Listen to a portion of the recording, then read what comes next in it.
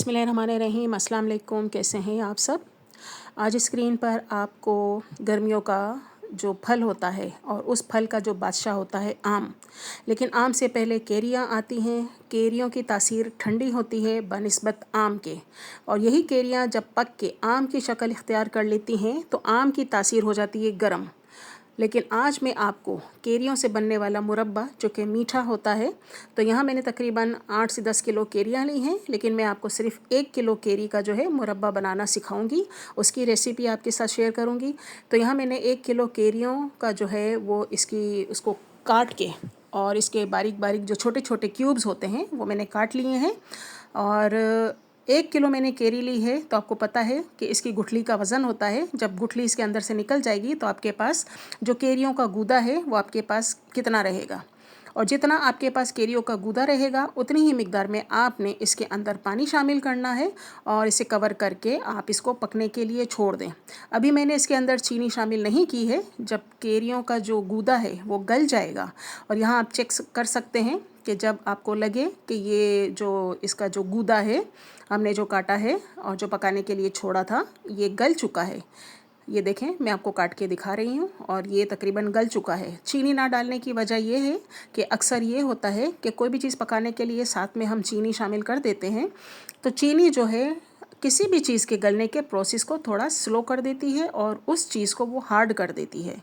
तो इसलिए मैंने चीनी शामिल नहीं की। अब केरियाँ जो हैं वो गल चुकी हैं। अब मैंने यहाँ पे चीनी शामिल की है, और जैसे कि मैंने कहा कि 1 किलो मैंने केरी ली है, लेकिन केरियों की गुठली निकल गई तो इसमें कितना गूदा इसका रह गया, तो उसी गूदे की मुनासबत से आपने इसके अंदर चीनी शामिल करनी है। बहुत ज़्यादा मीठा पसंद करती हैं तो आप इसकी चीनी की क्वांटिटी 1 पाव कर दें, और खट्टा मीठा खाना पसंद करती हैं तो फिर आप इसमें चीनी आधा पाव शामिल करें। चीनी डालने के बाद मैंने यहाँ पे थोड़ी सी केसर जो है वो शामिल कर दी है, और ये फूड कलर है, चाहे वो जर्दे का कलर हो या लेमन कलर हो, आप कोई भी फूड कलर जो है वो इस्तेमाल कर सकती हैं। फूड कलर से इसकी थोड़ी सी रंगत जो है वो निखर कर आ जाती है। चीनी, फूड कलर और ज़ाफ़रान, ये तमाम चीज़ें डालने के बाद आपने इसे जो है वो दोबारा कवर करके रख देना है, ताकि मज़ीद जो इसके अंदर थोड़ी सी भी कसर रह गई है तो वो कसर जो है वो पूरी हो जाए। और फिर इस चाशनी को, ये जो लिक्विड केरियों का लिक्विड है और जो चीनी की चाशनी निकली है, उसे अब आपने बिना ढक्कन ढके पकाना है, और जितना आपने इसकी जो लिक्विड है उसको गाढ़ा रखना हो उतनी मिकदार में आप इसको बिना कवर किए पकाएं। और जब ये पक जाए, गाढ़ा हो जाए, तो फिर इसके अंदर आप जो है वो कटे हुए बादाम और पिस्ते, मैं कटे हुए बादाम पिस्ते फ्रीज़र के अंदर जूलियन कटिंग में कट करके रख देती हूँ। और कोई भी ऐसी मैं डिश बनाऊँ जिसमें मुझे ड्राई फ्रूट्स की ज़रूरत पड़ती है तो मैं उसे जो है फ्रीज़र से निकाल के इस्तेमाल कर लेती हूँ।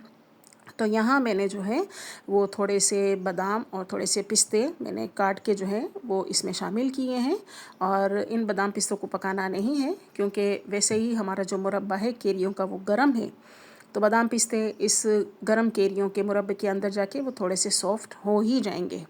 तो यहाँ हमने जो है वो मुरब्बा तैयार कर लिया है, और इसे अब हम डिश आउट कर देते हैं। डिश आउट क्या करना है, कोई भी एक अच्छे से बाउल के अंदर मैं आपको निकाल के दिखा दूँगी।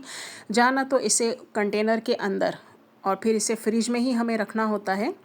तो यहाँ देखें, हमने जो है वो मुरब्बा बहुत अच्छे से तैयार कर लिया है, और जो गुठलियाँ बची हुई रह गई थी, यानी कि जिसके ऊपर अभी थोड़ा थोड़ा गूदा लगा हुआ था, इसे आपने डिस्कार्ड नहीं करना है। इन्हीं गुठलियों से अब मैं आपके साथ दूसरी रेसिपी आज ही शेयर करूंगी, जो कि हम इन्हीं गुठलियों से केरियों का शरबत बनाएंगे। गुठलियों के ऊपर जो गूदा लगा हुआ है उन्हीं गुठलियों को मैंने एक पतीली के अंदर डाल दिया है, और इसमें इतनी क्वांटिटी में आपने पानी डालना है कि तमाम की तमाम केरियाँ जो हैं वो पानी के अंदर डूब जाएँ। अब इसे आपने जो है वो चूल्हा खोल के पकाने के लिए छोड़ देना है।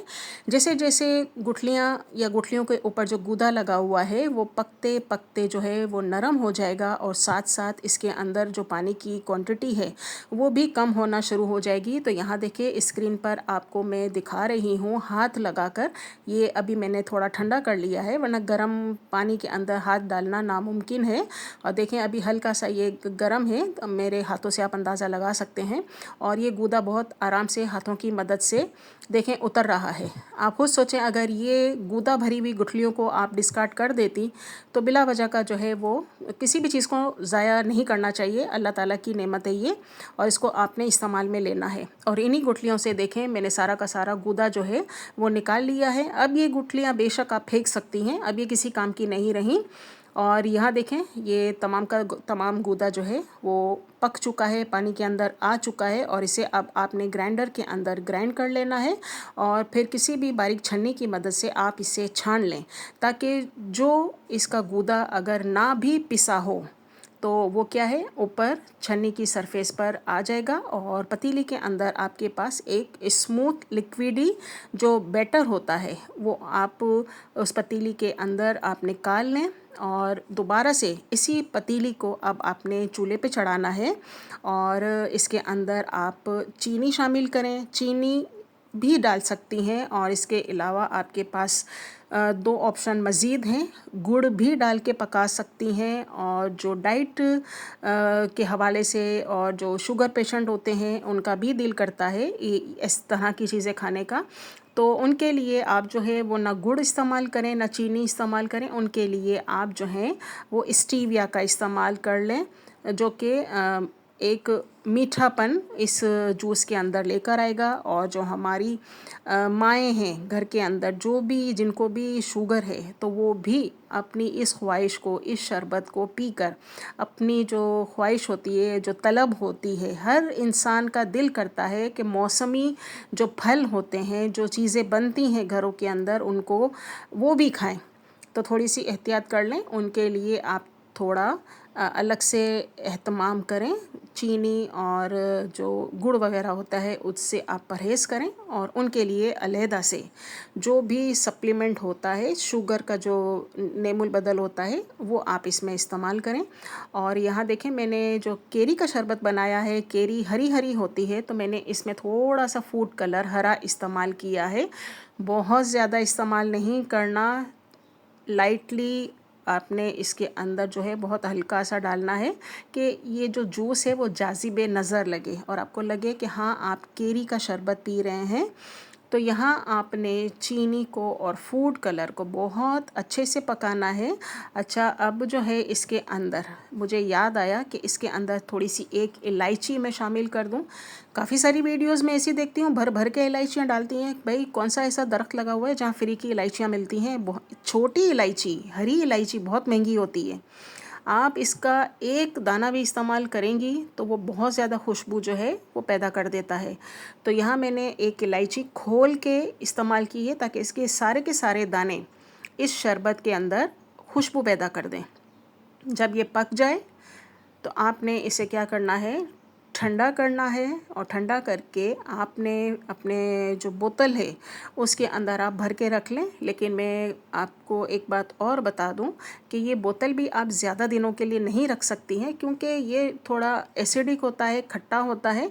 तो इसके अंदर ना 1 से 2 दिन के अंदर गैस बनना शुरू हो जाती है, जो कि अच्छी नहीं लगती है, पीने के काबिल नहीं रहता। तो आप इसको सिर्फ़ 1 दिन ही इस्तेमाल कर सकती हैं। अब आप कोई भी एक गिलास ले लें, उसके अंदर आपने पहले पानी डालना है। पानी बहुत ज़्यादा ठंडा होना चाहिए, तकरीबन आधा गिलास मैंने पानी से भर लिया है। और अब इसके अंदर जो मैंने फ़्रेश जूस बनाया है, एक जग के अंदर मैंने भर के रखा है, वो आप इस पानी के अंदर शामिल करें। और पानी और जूस को आप जैसे हम सर्व करते हैं, नॉर्मली कोई भी जूस बनाते हैं तो पहले पानी डालते हैं, फिर हम इसके अंदर कोई भी शरबत जो है वो ऐड कर देते हैं। तो इसे भी आपने उसी तरह से ही बनाना है, और दोनों चीज़ों को, पानी और शरबत को बहुत अच्छे से आपने मिक्स कर देना है। तो देखें आज मैंने एक तीर से 2 शिकार किए हैं, यानी कि केरियों से मैंने पहले जो है वो मुरब्बा आपको बता दिया कि किस तरह से बनता है, और उन्हीं केरियों की जो गुठलियों के ऊपर गूदा था तो उसका मैंने शरबत भी बना के आपको दिखा दिया। तो मुझे ऐसा लगता है मैं महसूस कर सकती हूँ, सोच सकती हूँ कि ये रेसिपी वाकई आपको ज़रूर पसंद आएगी। वीडियो और रेसिपी पसंद आई हो तो इसे लाइक करें, शेयर करें और मेरे चैनल को सब्सक्राइब करें और मुझे दुआओं में याद रखें। अल्लाह हाफ़िज़।